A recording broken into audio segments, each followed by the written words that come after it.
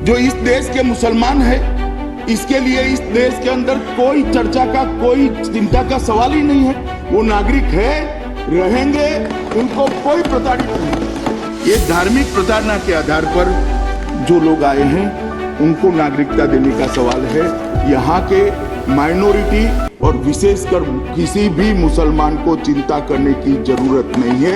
ये मैं स्पष्टता के साथ कहता हूं, किसी को भी चिंता करने की। कोई आपको बरगलाए, कोई डराए, डरिए मत। ये नरेंद्र मोदी सरकार है और संविधान के स्पिरिट के साथ चल रही है। माइनॉरिटी को पूरा प्रोटेक्शन मिलेगा, इसमें आप चर्चा के अंदर ये साबित कर दीजिए कि बिल किसी के साथ भेदभाव करता है, तो मैं यहां से बिल लेकर वापस चला जाऊंगा। मगर ये बिल किसी के साथ भेदभाव नहीं करता। किसी को अधिकार देने का बिल है, किसी का अधिकार छीनने का बिल है। किसी का अधिकार नहीं छीना जाता। और ये बिल के अंदर हमने जो व्यवस्था की है, ये व्यवस्था में थोड़ा फिर से एक बार बताना चाहता हूं। ये विधेयक हमारे 3 पड़ोसी देश जिनसे हमारी जमीनी सीमा छूती है, पाकिस्तान, बांग्लादेश और अफगानिस्तान से आए हुए हिंदू, सिख, जैन, पारसी, बौद्ध और ईसाई समुदाय के ऐसे प्रवासियों के लिए भारतीय नागरिकता का रास्ता खोलता है जो धर्म के आधार पर अपने देश में प्रताड़ित हुए। या तो दस्तावेज है तो वो दस्तावेज अपनी समय सीमा को लांघ गया है, या तो दस्तावेज है नहीं, या तो अधूरा है, या तो समय सीमा को लांघ गई।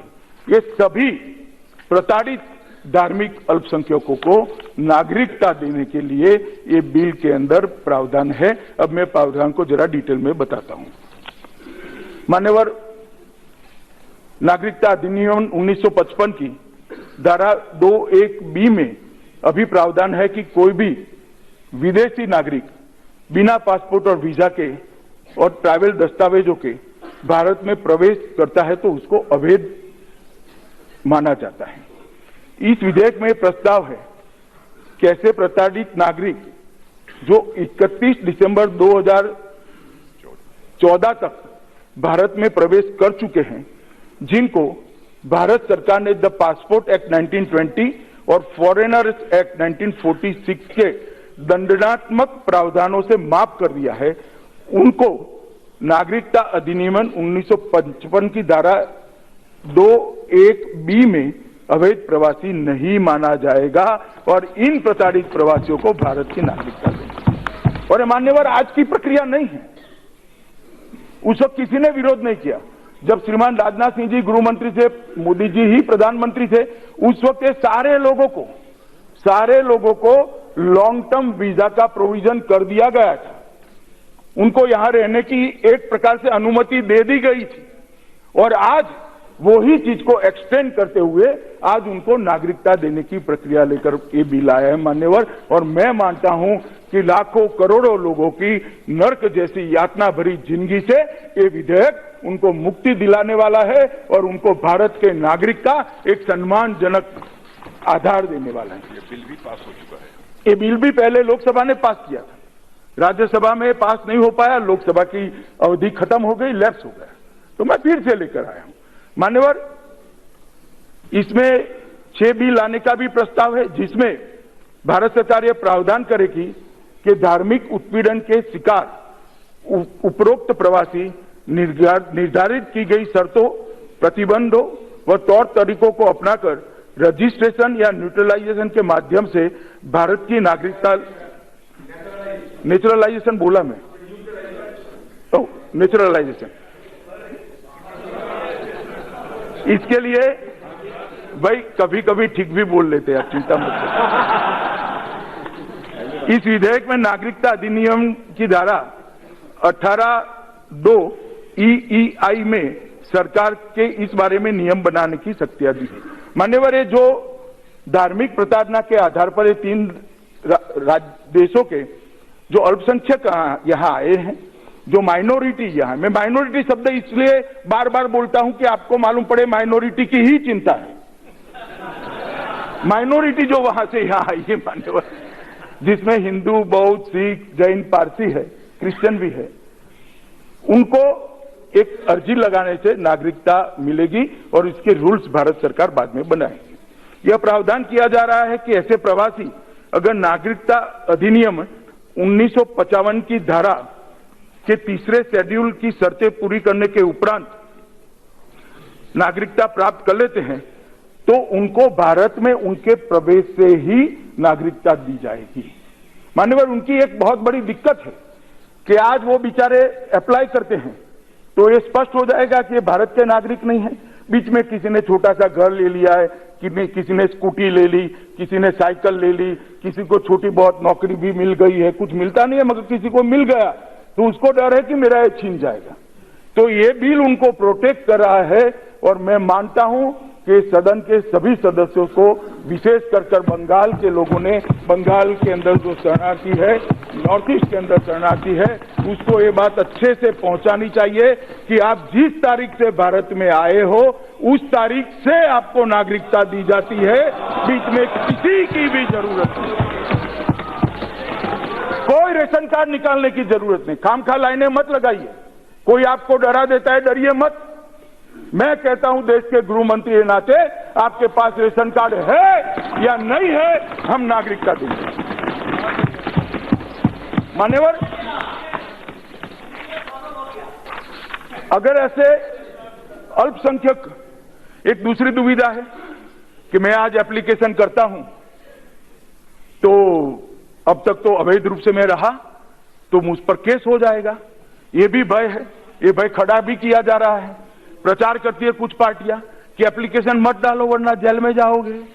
अरे भैया, क्यों जेल में भेजना है, बेचारे वैसे ही परेशान हैं। तो मान्यवर, हम प्रोविजन लेके आए हैं कि ऐसे अल्पसंख्यक प्रवासी के खिलाफ, अवैध प्रवासी या नागरिकता के बारे में कोई भी कार्यवाही चल रही है या चल सकती है तो वो भारत के नागरिकता मिलने के साथ ही खत्म हो जाएगी, किसी भी प्रकार का। और वो ऐसी कार्यवाही चल भी रही है तो कार्यवाही के साथ भी एप्लीकेशन करने के लिए पात्र होगा। मगर किसी पे केस चल रहा है तो भी आप एप्लीकेशन कर सकते हो। मान्यवर, इसमें यह भी प्रोविजन किया है कि भारत सरकार का जो सक्षम अधिकारी होगा, इस कारण से नागरिकता के आवेदन को खारिज नहीं कर पाएगा, उसके खिलाफ अवैध प्रवास या नागरिकता के विषय में कोई कार्यवाही चल रही है, ये प्रोविजन भी हमने करा है।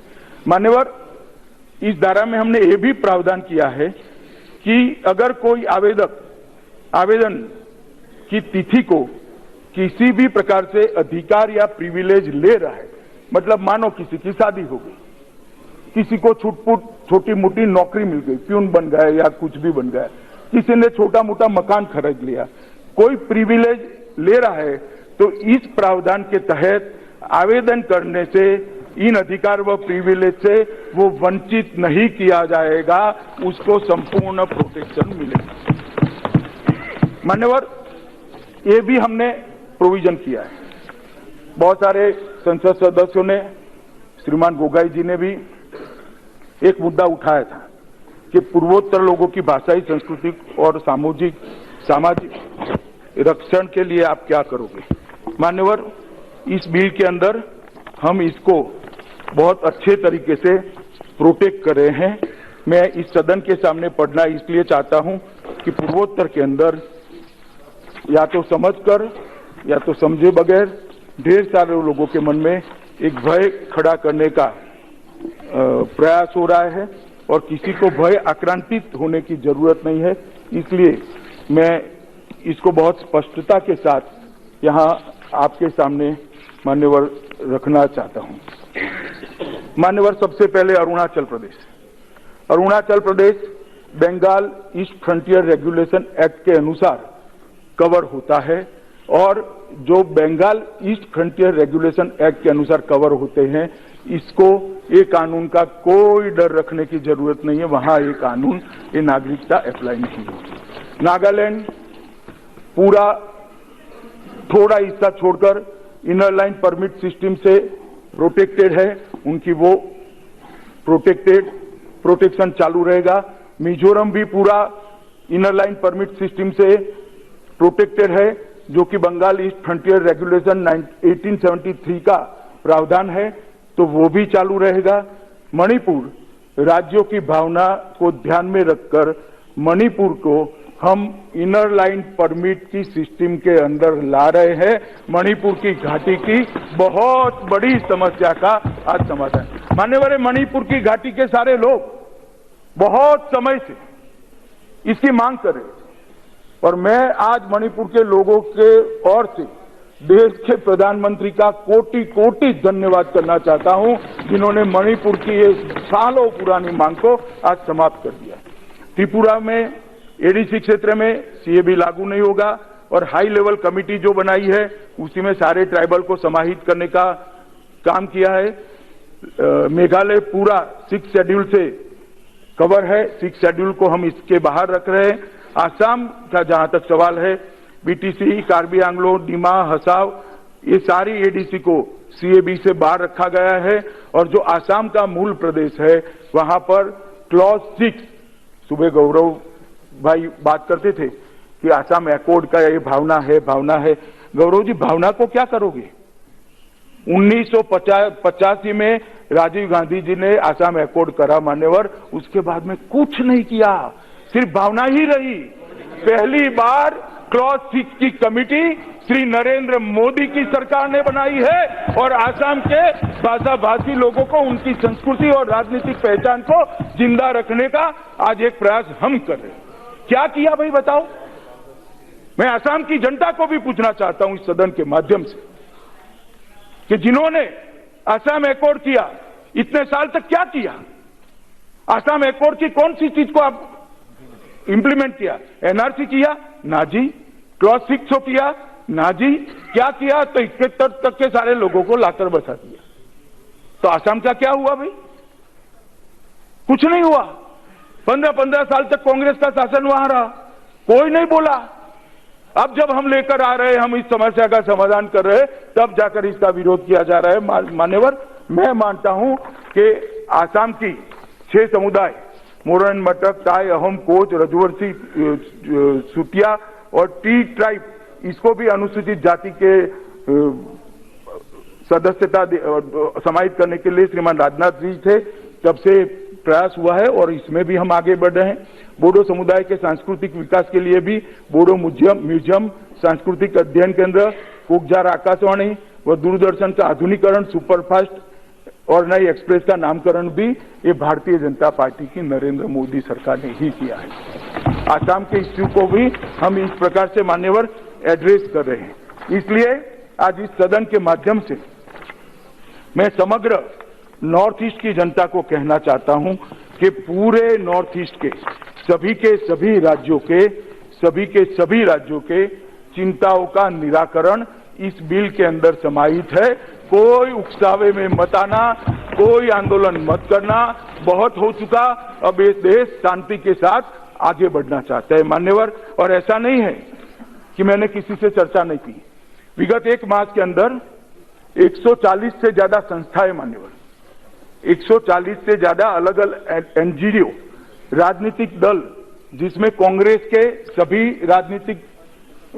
की पार्टी के सभी राज्यों के नेता भी थे और सभी राज्यों के मुख्यमंत्रियों के साथ मैंने लगभग 119 घंटे चर्चा की है मान्यवर, 119 घंटे। और उन्होंने जो सुझाया वो सारे सुझाव इसके अंदर में समाहित करने के लिए आया हूं। मेरे पास ढेर सारा लिस्ट है, मगर पूरा लिस्ट में नहीं पढ़ूंगा। अगर वो उठाएंगे मुद्दा तो मैं जरूर पढ़ लूंगा, परंतु सभी लोगों के साथ मैं ये कर आया हूं मान्यवर। इसके साथ हम एक और इसमें रियायत भी दे रहे हैं कि अभी न्यूनतम रेसिडेंसी पीरियड 1+11 12 है। अब हम 2014 का कट ऑफ डेट रख रहे हैं, 31 दिसंबर 2014 का। तो उन लोगों को 11 साल होगा, 14 और 11 मतलब 25 में। तो हम इसको कम कर 1+5 कर रहे हैं। तो 14 से 6 2020 में सब एप्लीकेशन भी कर जाएंगे और जल्दी से नागरिक बनकर भारत की मतदाता सूची में भी आ जाएंगे। तो उसके अंदर भी हम उनको बहुत बड़ी रियायत दे रहे हैं मान्यवर। और मैं मानता हूं कि ये जो रास्ता श्री नरेंद्र मोदी जी ने प्रशस्त किया है, वो रास्ते को के माध्यम से देश के लाखों करोड़ों आज जो देश में रहने वाले 3 देशों के धार्मिक प्रताड़ना के कारण यहाँ आए हुए माइनॉरिटी है, लघुमती है, वो लघुमतियों को, मतलब हिंदू, सिख, बौद्ध, जैन, ईसाई और स्मृति बहन कह रही है पारसी, हाजी बहन पारसी भी है, पारसी समेत सभी माइनॉरिटी को यहाँ पर नागरिकता देने का रास्ता प्रशस्त हो रहा है। आज अभी भी फिर भी बिल को पुरस्तापित करते वक्त बहुत सारे सदस्यों ने बिल की इस सदन की कॉम्पिटेंसी पर सवाल उठाया था, वैधता के बारे में, कि हम इस बिल संवैधानिक रूप से ये सदन ले सकता है या नहीं ले सकता है। अभी भी किसी के मन में संशय है, प्लीज आपके वक्तव्य के अंदर जरूर सदन के पटल पर रखेगा। मैं एक शब्द चुराए बगैर, एक सांसद को चुराए बगैर हर एक का बहुत डिटेल में जवाब दूंगा, मुझे कोई आपत्ति नहीं है। मेरा दायित्व है कि विपक्ष के भी सारे सांसदों के सवाल का जवाब देना और इसको जस्टिफाई करना। तो मान्यवर, इतनी भूमिका के साथ मैं इस बिल को सदन के सामने विचार करने के लिए प्रस्तुत करता हूं और आप सभी लोग रचनात्मक दृष्टि से इसको ले, इतनी विनंती कर मेरी बात को समाप्त करता हूं।